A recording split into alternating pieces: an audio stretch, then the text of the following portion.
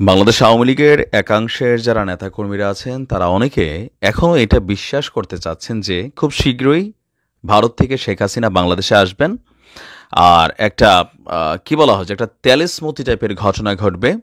শেখ হাসিনা বাংলাদেশে এয়ারপোর্টে পা দিবেন, তারপরে হুড়হুড় করে যারা এখন পলাতক অবস্থায় আছেন তারা রাজপথে বেরিয়ে আসবেন এবং তারা সকলে দৌড়ে গিয়া বঙ্গভবন বা প্রেসিডেন্ট ভবন যেখানে আছে ওখানে গিয়ে ডক্টর মোহাম্মদ ইউনূসকে সরিয়ে দিবেন। তারপর শেখ হাসিনাকে প্রধানমন্ত্রী করে ফেলবেন। আর প্রশাসনের বিভিন্ন সেক্টরে থাকা আওয়ামী লীগের বিভিন্ন যারা উচ্চপদস্থ অফিসাররা আছেন তারাও সামনে বের হয়ে আসবেন।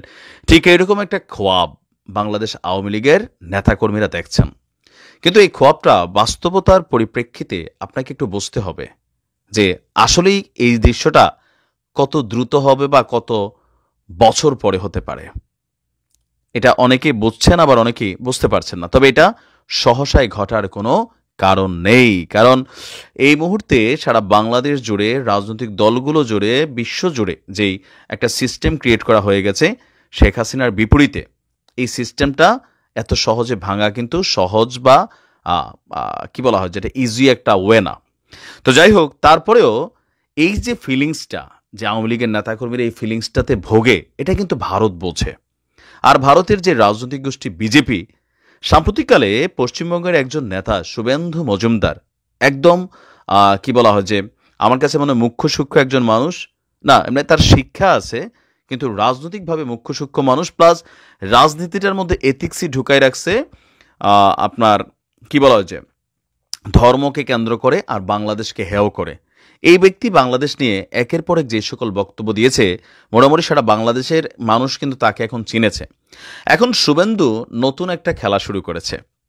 এই খেলাটাতে একটা সাপোর্টিং শ্রেণী কিন্তু শুভেন্দু পাচ্ছে, বিশেষ করে আওয়ামী লীগের যারা ফ্যান ফলোয়ার সমর্থক আছেন, রাজনীতির মাঠের ইস্যুগুলো অনেকটা বোঝেন না, তারাই কিন্তু শুভেন্দুর এমন বক্তব্যে মনে মনে স্বপ্ন দেখছেন। কিন্তু এগুলো শুভেন্দুদের রাজনীতি, আর আপনারা সেগুলোতে পা দিচ্ছেন।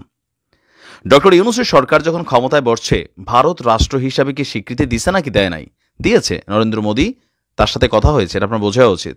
তো এখন একজন বিজেপির নেতার কথায় আসলে কি হবে? তারপরেও ওই যে যখন নিরাশ বা হতাশ জাতি একটু আশার খবর পায়, সেখান থেকে তারা স্বপ্ন দেখতে ভালোবাসে। আপনার শুভেন্দু অধিকারী হঠাৎ করে এক বক্তব্য দিছে, তার এই বক্তব্যে পুরা বাংলাদেশ ভাইরাল, প্লাস আওয়ামী লীগের নেতাকর্মীরাও উজ্জীবিত হয়েছে। কি তার বক্তব্য হচ্ছে যে আপনার তিনি বলছেন যে প্রধানমন্ত্রী হিসেবেই বাংলাদেশে ফিরবে শেখ হাসিনা। গতকালকে এক বিক্ষোভ সমাবেশ থেকে এই বক্তব্যটা তিনি সামনে এনেছেন। শুভেন্দু অধিকারী সমালোচনা করেছেন বাংলাদেশের অন্তর্বর্তী সরকারের, বলছেন যে শেখ হাসিনাই বৈধ প্রধানমন্ত্রী, বাকিরা অবৈধ। এখন এই বৈধ অবৈধের খেলা হচ্ছে সংবিধান ইস্যুটা আপনার এখানে বারবার বলা হচ্ছে। তো তিনি বলছেন যে অচিরে শেখ হাসিনা প্রধানমন্ত্রী হিসাবে বাংলাদেশে ফিরবেন, ঢাকা বিমানবন্দর থেকে তাকে সেলুট করে নিয়ে যেতে হবে। এখন এটা কি ভারত মানে নির্দেশনা দিচ্ছে নাকি তারা ভবিষ্যৎ দেখছে? আমার ধারণা সে ভবিষ্যৎ দেখছে। বলছে যে বাংলাদেশে চূড়ান্ত নৈরাজ্যের পরিস্থিতি চলছে, বেছে বেছে হিন্দুদের উপরে হামলা করা হচ্ছে। আচ্ছা, এই কাজগুলো কোথায় ঘটছে? এখন শুভেন্দু অধিকারীর একটা কথা আওয়ামী লীগের পক্ষে গেছে, আমাদের অনেক ভাইরা এটাতে সাপোর্ট দিচ্ছেন। তার বাকি বক্তব্যগুলো শুনছেন? আমাদের বাংলাদেশের কোথায় বেছে বেছে হিন্দুদের উপর হামলা করা হচ্ছে? যা ঘটনা ঘটছে সবগুলো পলিটিক্যাল ইস্যুতে। এরপরেও 2-4-10টা ঘটনা ঘটছে, সেটা আমরা অস্বীকার করার সুযোগ নেই। আর সেগুলোর জন্য বাংলাদেশের নাগরিক হিসাবে, সরকারের প্রতি, রাষ্ট্রের প্রতি, জনগণ হিসেবে আমরা কিন্তু সচেতন, সমালোচনা করি এমনকি তাদের দৃষ্টান্তমূলক সাজা চাই। তবে এই ব্যক্তি কি বলছে? হিন্দুদের মন্দির, দোকান, ঘর বাড়ি এগুলো নাকি বাইসা বাইসা একটা গোষ্ঠী ভেঙে দিচ্ছে। এদের থামানো তো দূরের কথা, মদত দিচ্ছে ডক্টর ইউনূস সরকার। অথচ বাংলাদেশ ভারতের উপরে নির্ভরশীল। কিভাবে নির্ভরশীল? মানে এখন পর্যন্ত ভারত অনেক কিছু বোঝেই না।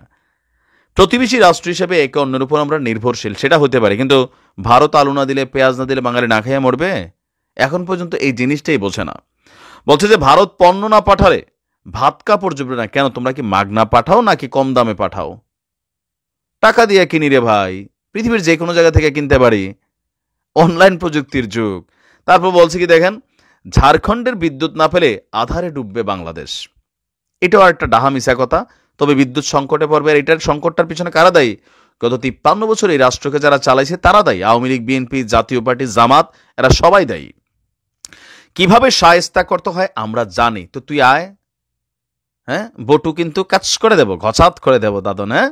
আচ্ছা, তারপর বলছে তারা আবার কলকাতা দখলের ডাক দিচ্ছে। এটা সম্ভবত রিজভী সাহেবের বক্তব্যটা। তবে রিজভী সাহেবের বক্তব্যের আগে কিন্তু কলকাতা থেকে একটা বক্তব্য ছিল মমতার। এখানে নানান পাল্টা বক্তব্য আছে। বলছে যে এটা হিন্দুদের অস্তিত্ব বাঁচানোর লড়াই। কোন দেশের? তোমার দেশের না বাংলাদেশের? বাংলাদেশের দায়িত্ব তোমাকে কে দিয়েছে? বলছে এই লড়াই ধর্ম রক্ষার লড়াই, বাংলাদেশে এগুলা চলে না।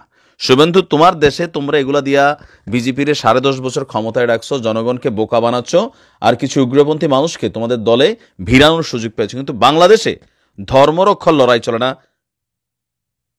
আমরা মুসলমানরা যারা আছি আমরা এসব ব্যাপারে খুবই কনসার্ন। আমাদের মধ্যে একটা গোষ্ঠীর কিছু অংশ মানুষ আছে ধর্ম নিয়ে রাজনীতি করে একটা পেচকি লাগাইতে চায়, বাট বাংলাদেশের জনগণ এগুলারে পাত্তা দেয় না, এগুলারে মানুষ চিনে। আমরা পারস্পরিক ভালোবাসার মধ্যে আছি। আমি আবারও বলি, বিজেপির এই লোক কখনো হিন্দুদের পক্ষে কথা বলে, কখনো আওয়ামী লীগের পক্ষে কথা বলে, একটা সমর্থন বাংলাদেশের মধ্যে সে তৈরি করার চেষ্টা করে। সে জানে এই মুহূর্তে একটা রাজনৈতিক কর্মী হিসাবে আওয়ামী লীগের নেতাকর্মীরা কি শুনতে চায়। তবে এদের কথাবার্তার পেছনে মূল ফোকাসে বাংলাদেশকে হেয় করা হয়।